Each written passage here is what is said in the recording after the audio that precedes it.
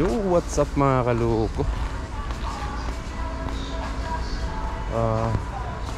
Titingin po tayo mga kaloko ng higaan dito. Kasi papalitan po natin yung higaan natin. Tingin tayo kung magkano yung price niya.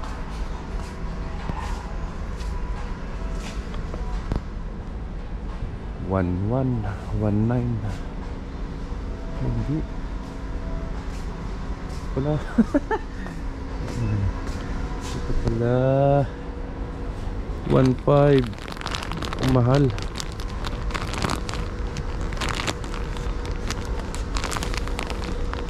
$1,800. $1,800. $1,500. $1,800. $1,500. Ba't ganun? Mahal. Yung higaan ko kasi mga kaloko ganito siya. Kahoy. Pag taglamig, napakalamig sa likod mga kaloko. Kaya hirap matulog. Mahal pala. Ay, malaki to. Nakuha na lang pa sana. Single. Single bed lang sana. Kasi lang 1,800 naman siya.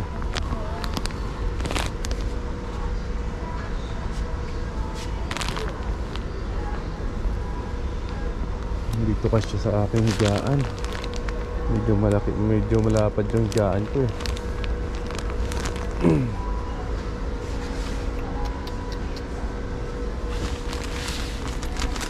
Ito, yung mga ganito. 850.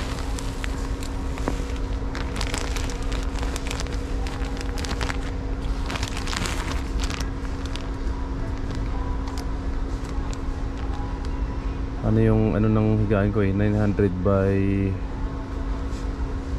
190. Yung lapad yung haba. Ang mahal pala. Ito lang mura oh. Yung aking higaan ganito rin eh. Ngayon ang ano ng higaan ko ganyan na lang siya kanipis oh. 10 years na yun mga kaloko. Hindi pa napapalitan. Ang bihira. Ganito sa ano 850. Babalik tayo mga kaloko. Balikan natin to. Ito lang.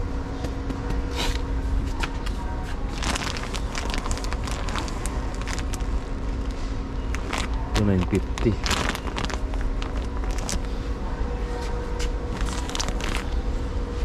Ay, mahal pala. Kala ko mura lang. Sa Shopee, nasa ano lang siya eh 600 eh. 650 lang. Mahal pala dito.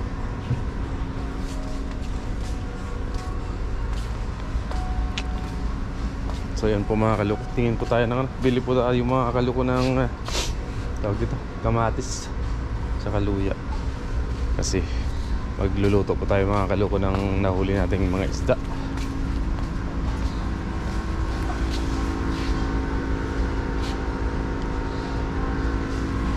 Let's go, let's go.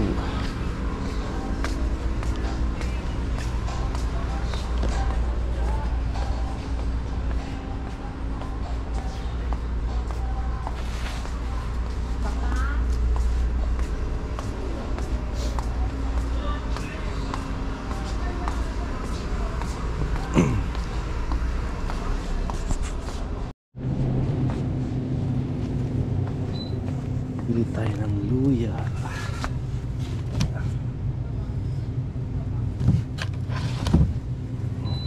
Magkano yung anong luya? Kilo 89. 89 po yung kilo niya. Yung kamatis po, mahal din po yung kilo ng kamatis ngayon. Kasi hindi pa mayroong mangilan-ngilan na nakapagtanim na rin ng kamatis. Pero hindi pa siya talagang totally panahon ng kamatis. Kaya mahal. Pag panahon na talaga ng kamatis mga kaloko, sigurado sa ilog marami na ring natubong kamatis.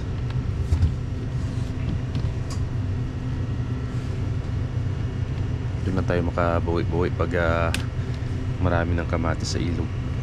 Siyempre makakapag-harvest na naman tayo ng kamatis sa ilog.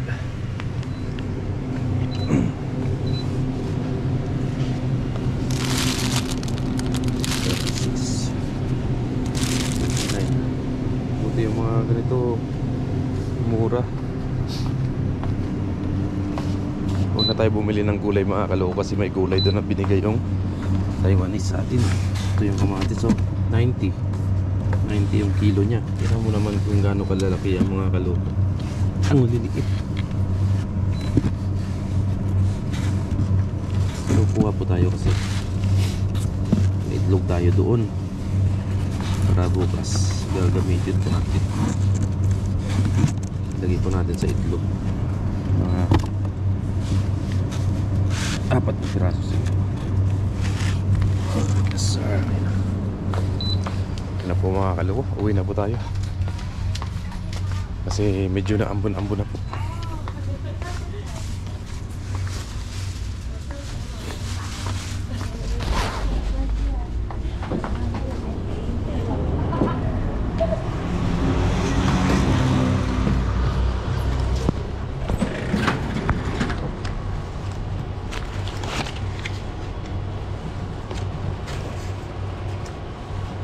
Sansuchi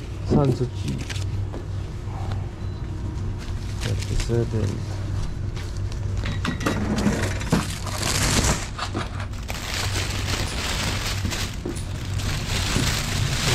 Kasi 7 na pala mga kaloko. Uwi na po tayo.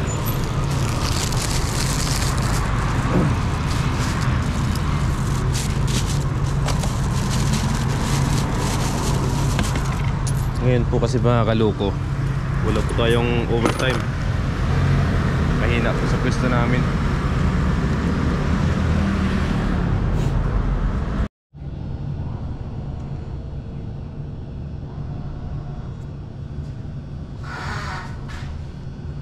Yo, what's up po mga kaloko? Nakauwi na po tayo.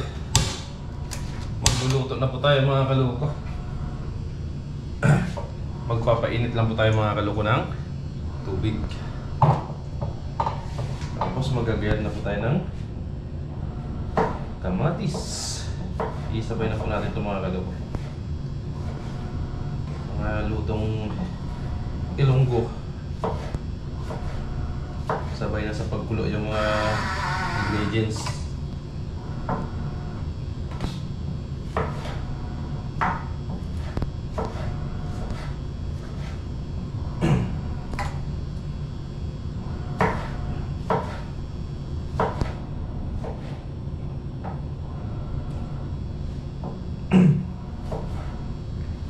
Luya, sibuyas, kamatis, tapos siling haba mga kaloko.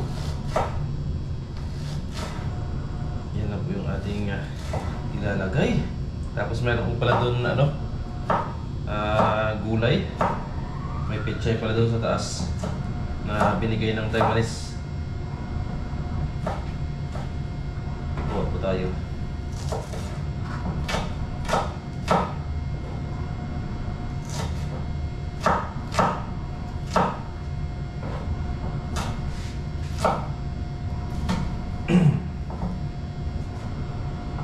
Hindi tayo nakabili mga kaloko ng higaan natin. Babalikan lang natin yun sunod na sabog. At kulang po yung dala nating money.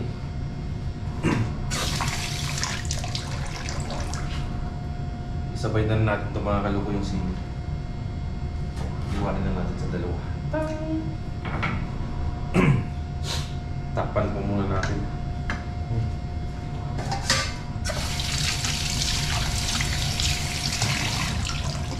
Pakuluin. Sir.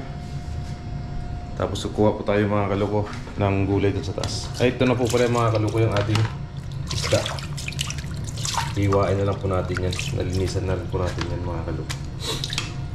Kuha po tayo mga kaloko ng gulay dun sa taas. Isang sako daw yun dito eh.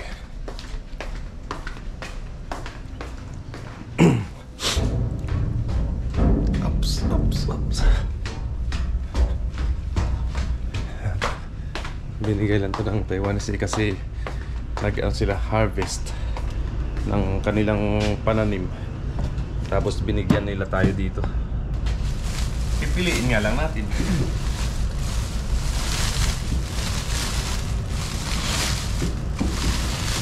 Mga kaloko, mga picture siya, saka oh. Ito kasi mga kaloko, binibigyan na lang nila to kasi reject na to eh. May mga butas-butas pa yung pinagkainan ng mga uod, mga anumang klaseng insekto. Pwede pa to. Kaya sabilin mo pa ito mga kaloko sa ano.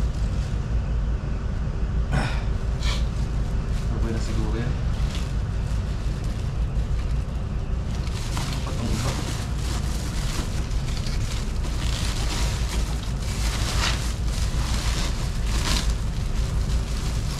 Ayan.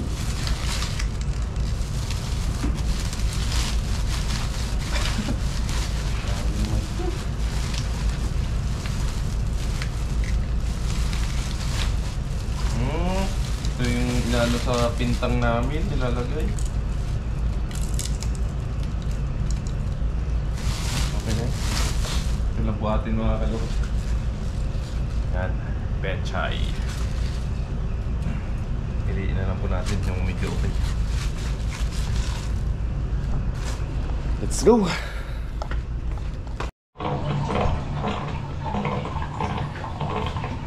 Yun ang nakulo na po mga kaloko. Lagyan na po natin ng asin.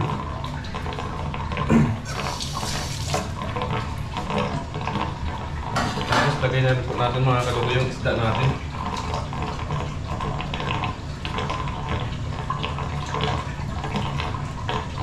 Ayan po mga kaloko yung isda natin.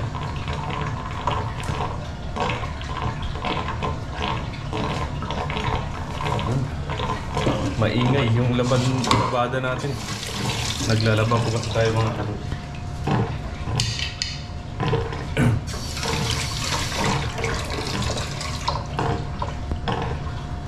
Ayun.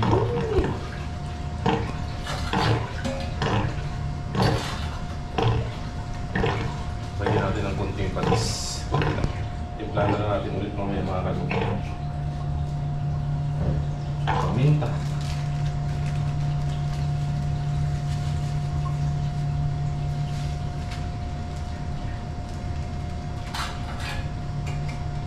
Takpan natin ulit. At sunod natin maya-maya yung gulay. Sunod natin mga kaloko.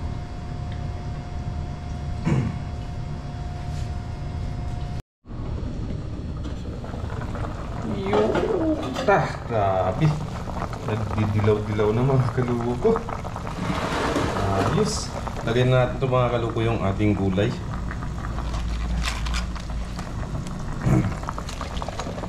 Maraming gulay, mas masarap. Yan o. Mas maraming gulay, mas masarap mga kaloko. Yan. Ayos.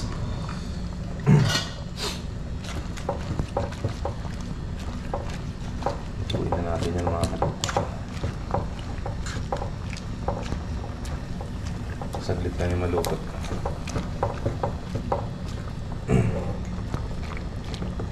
Luto na kagad. Tikman muna natin yung sabaw kung anong kulang pa.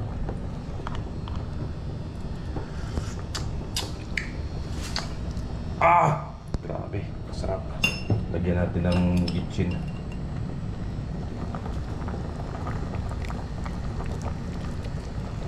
Lagyan natin ito mga kaloko yung siling haba. Grabe mga kaloko, masarap mga kaloko. Yun, lutuin lang po natin yan mga kaloko yung gulay. At kakain na rin po tayo. Yes sir. Tikman natin ulit. Kasarap. Yes. Nagmamantika na siya. Yan po. So ayun na po mga kaloko, luto na po yung ating ulam. Yan na po. Grabe. Ang sarap. Sarap na ito mga kaloko. Sus. Thank you Lord. Yun, kain na po tayo mga kaluko.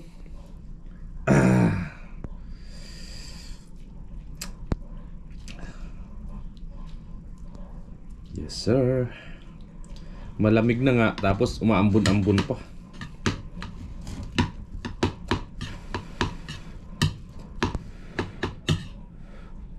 Kain po.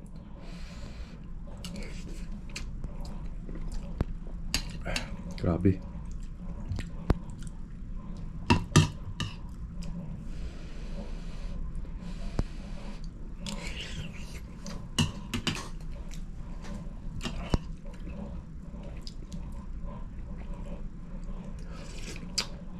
Ang sarap mga kaluko.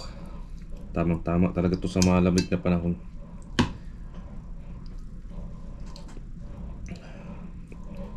Tapos maanghang-anghang siya kunti.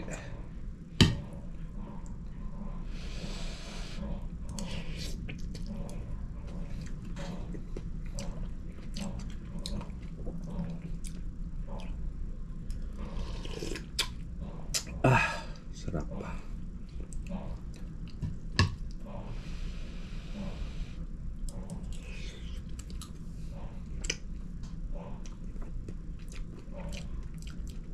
Marami pa pong natira tayo sa sa ref.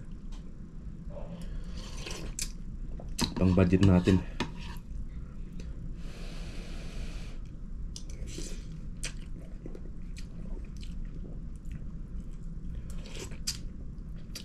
Sarap. Yes sir. Kain po mga kaluko. Tabayan niyo po ako.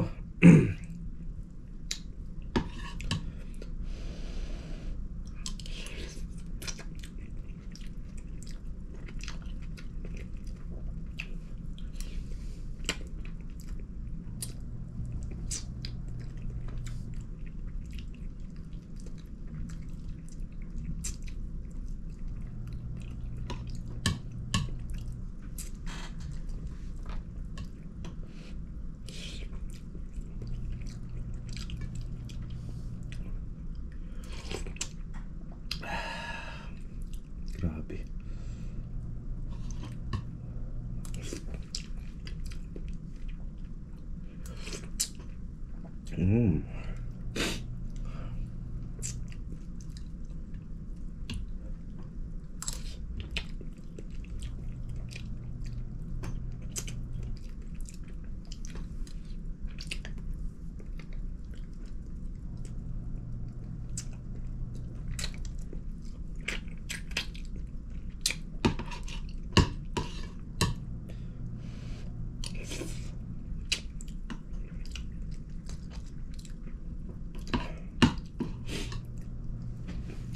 Sarap.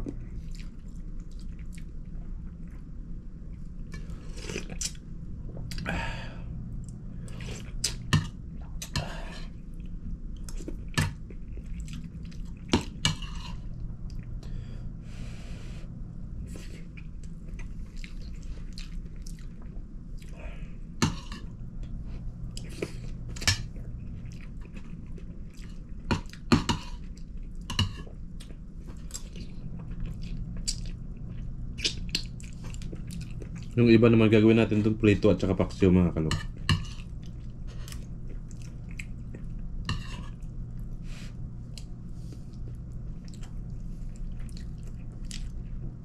Suwabe mga kaloko. The best.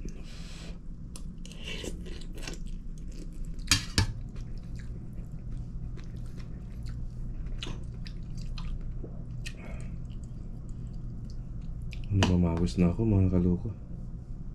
Malamig pero namamawis.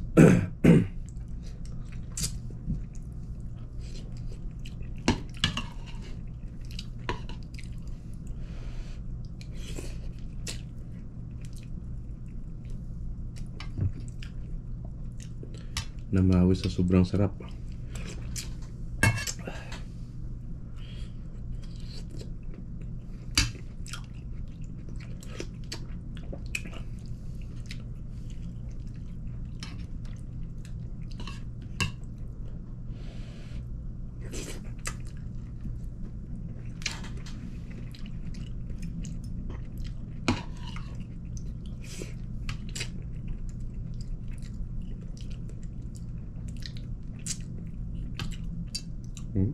Grabe taba.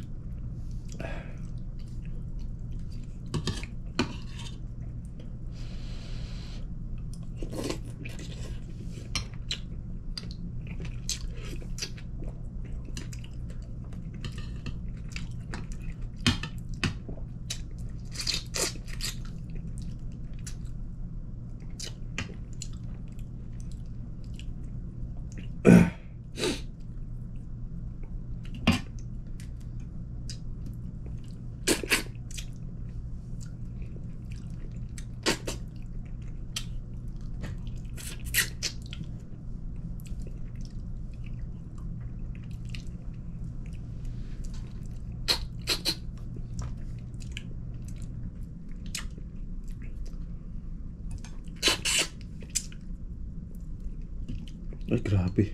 Grabe pawis ko mga kaloko.